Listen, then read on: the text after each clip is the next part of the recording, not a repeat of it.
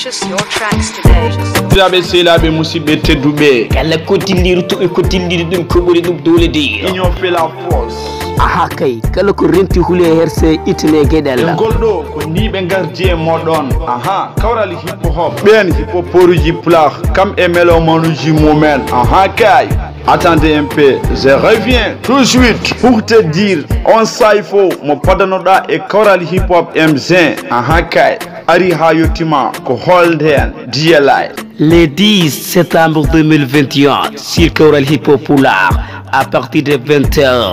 Yuntino dido melomanu ci tegan en saifo. Bandirabe wima saifo M rasta tegan no on. Combien de artistes wonton kel demi xala na 12 artistes. Ko wayno Aziz Ji, Bel, Amdara Tchadjo, Du Boli, One Black, Big Boy, Len Fadi Api, King Deze, Batman, Pulo MC, Real Babsha. Ko dido artiste saji ngoni e odo saifo ko holjon woni roi voto khoto jogori wadede ko tuntu Kawral Hip Hop Poulard. Qui est le meilleur? Yelai, andirte ko e commentaire. Rendez-vous le 10 septembre 2021 sur Kawral Hip Hop Poulard.